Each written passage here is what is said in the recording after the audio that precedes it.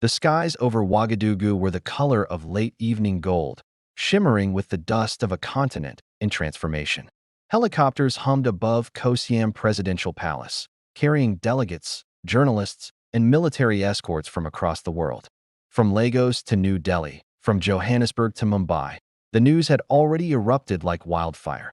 India and Burkina Faso were set to announce something unprecedented, an economic pact valued at $100 billion. And the world, especially the West, had absolutely no idea what was coming. At the center of it all stood Captain Ibrahim Traoré, the young leader whose rise had reshaped the geopolitics of West Africa.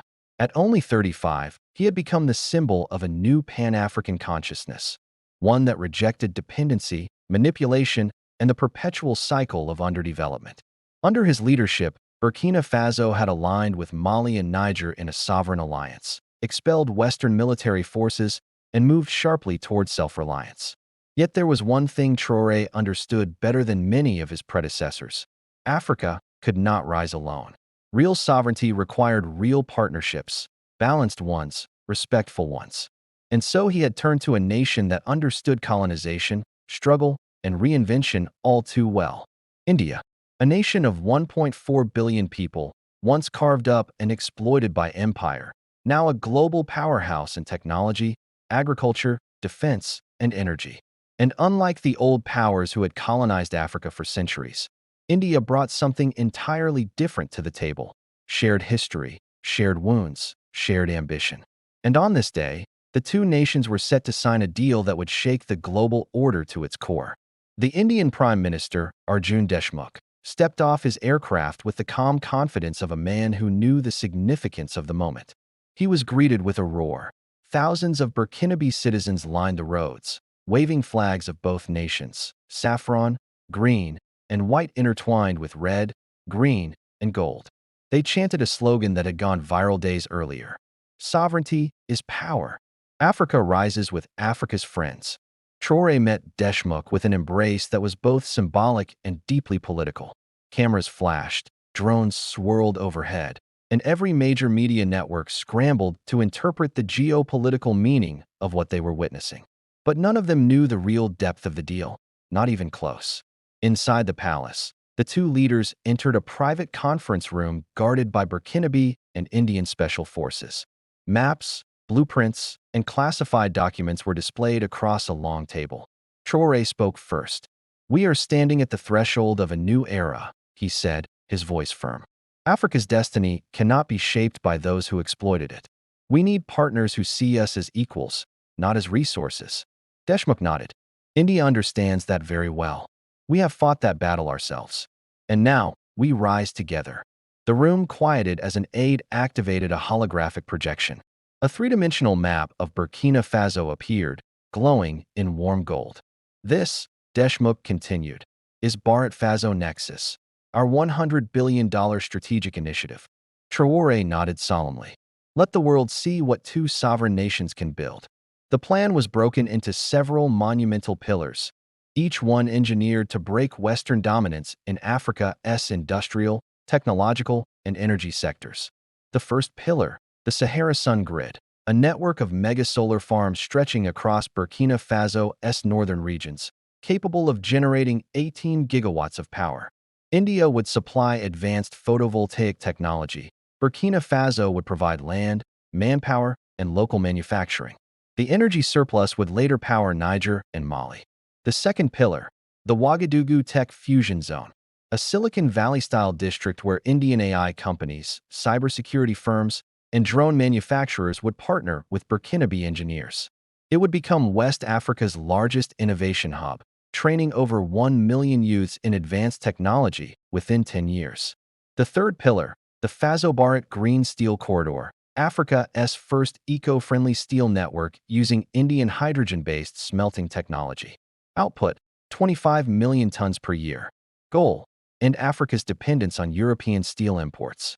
The fourth pillar, the Pan-African Agriculture Renaissance, a coordinated transformation of food production. India was bringing irrigation systems, seed engineering, and agri-tech AI optimized for Sahel climates. Burkina Faso would become the region's granary. The final pillar was the most ambitious, the sovereign currency blockchain network, jointly developed by Indian cryptographers and Burkinabe fintech pioneers. A financial system designed to bypass Western-controlled currencies and sanctions. This was not just an economic deal. It was a geopolitical earthquake. Meanwhile, in Washington, London, and Paris, alarm bells rang. Reports began flooding into Western intelligence agencies. Satellites captured images of Indian cargo planes landing weekly across the Sahel. Unknown equipment was being offloaded, most of it technological, some of it defensive. White House analysts were the first to quantify it. A $100 billion restructuring of West African energy, military, and digital infrastructure. The implications were staggering. If successful, it would dismantle European energy monopolies, French industrial dominance, U.S. tech and financial hegemony across Francophone Africa. The West had spent decades managing Africa, monitoring Africa, dictating Africa's choices. But now two nations, one African, one Asian, had bypassed every expectation and built a new axis of cooperation. And the West had not seen it coming. Back in Burkina Faso, the streets erupted in celebration. Drums, dancing, music, and fireworks turned the capital into a festival of Pan-African pride. From Dakar to Dar es Salaam, from Lusaka to Accra, every corner of the continent buzzed with excitement. "This is the beginning," shouted a young student in Ouagadougou's Place de la Nation. "We are breaking free from centuries of control."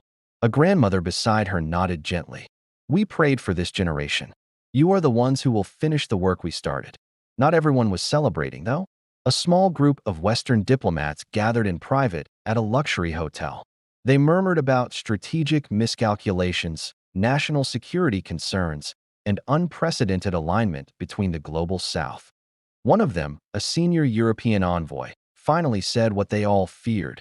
"If India helps Africa rise independently, our influence is finished." No one disagreed. In New Delhi, celebrations erupted as well. India's media called it the non-aligned revival and the 21st century Gandhi Nkrumah Pact. Social media users flooded platforms with edited photos of Traoré and Deshmukh, fist to fist, symbolizing unity. For many Indians, this was more than geopolitics. It was historical justice, a partnership between two regions once broken by empire, but now rewriting the global balance. For the first time, India had stepped into Africa not as a competitor with the West, but as an equal ally. And for the first time, Africa had partnered with a global power without losing control of its resources. Traoré and Deshmukh held a joint press conference. The world tuned in. The hall was packed with journalists from every major continent. Cameras flickered. Pens hovered. Traoré addressed the world. "We will no longer allow others to decide our future. Burkina Faso chooses friendship, not dependency. Partnership, not exploitation. And to our brothers and sisters across Africa, this is your victory too." Deshmukh followed. "The global South is not a bloc of the weak. We are nations of innovators, leaders, and civilizations thousands of years old. Together, we will shape the new multipolar world." Thunderous applause exploded across the hall. And then, the moment that sent shockwaves around the globe, both leaders held up a document embossed with gold. The $100 billion India, Burkina Faso Sovereignty Pact. Signed, sealed, irreversible. With the stroke of two pens, the world order tilted. But behind the scenes, the West scrambled. France deployed naval assets closer to West Africa, claiming routine operations. The European Union announced an emergency meeting on global energy threats. The UK's parliament debated sanctions. And in Washington, a senator thundered, "Africa is slipping out of our hands. We cannot allow this alliance to grow." But it was already too late. The momentum was irreversible. African leaders began reaching out to India for similar partnerships. Tanzania requested help in geothermal energy. Ethiopia wanted AI-based agriculture. Zambia sought defense technology collaboration. Even South Africa hinted at a tricontinental industrial corridor. A new world was being born, one that did not revolve around Western capitals. Meanwhile, inside a closed-door strategy room in the Indian delegation headquarters, advisors presented reports to Deshmukh. The West may retaliate diplomatically, an aide warned. Trade restrictions, sanctions, media campaigns. Deshmukh tapped the table calmly. "We expected that. But we are ready. Another aide added, Burkina Faso's economy will triple in 10 years if this plan succeeds. Mali and Niger will join the grid shortly after. Deshmukh smiled. Then we will have done something historic. Let them watch. Let them fear. A new world is rising. In Burkina Faso, implementation began immediately. Indian engineers arrived with solar converters. Burkinabe soldiers guarded construction sites. Farmers were trained on AI-assisted irrigation. Young coders flocked to the tech fusion zone, eager to work with Indian innovators. For the first time in decades, hope felt tangible, not promised, not theorized, not imposed by foreign donors, but built, brick by brick, through genuine cooperation. A new spirit spread across West Africa, the belief that sovereignty was not just an idea, but a blueprint. Yet the most transformative moment came months later. The Sahara Sun grid went online. Billions of watts of clean, renewable energy surged into Burkina Faso's power lines. Lights that had flickered for decades now shined steadily across villages. Factories powered up without interruption. Schools ran digital programs without blackouts. When the energy flowed into neighboring Mali and Niger, crowds gathered to watch entire towns illuminate at once. A child exclaimed, "The sun is giving us our future." The moment went viral worldwide, symbolic, poetic, unstoppable. International analysts now wrote reports predicting the decline of Western influence in West Africa. Some called it the Sahel shift. Others, the new banding era. And always, at the center of the narrative, were two nations whose destinies had become intertwined: India and Burkina Faso. The Western narrative had cast Africa as a continent too fragile to rise, too unstable to cooperate, too weak to challenge the global system. India had never believed that narrative, and Traoré had refused it entirely. Together, they proved it false. But there was one more twist the world didn't expect. A secret portion of the deal, kept classified until implementation, revealed itself. The sovereign currency blockchain network went live. In an instant, African trade between India, Burkina Faso, Mali, and Niger shifted away from the dollar and euro. It became the largest de-dollarization move in African history. Western banks panicked. Global markets trembled. Strategists scrambled to analyze the long-term impact. But it was too late. Africa had tasted financial independence, and India had provided the technological foundation to make it real. In a final symbolic gesture, Traoré and Deshmukh returned to the same stage where the deal had been signed. Tens of thousands gathered below. Traoré raised his fist. "A new world is possible," he declared, "and we are building it together." Deshmukh added, "Let history remember this moment, not as the day the West lost Africa, but as the day Africa chose itself." The crowd roared. Drums shook the ground. Flags rippled through the air. And across the world, analysts whispered the same thing. The West didn't see it coming. But Africa did. India did. And together, they changed everything.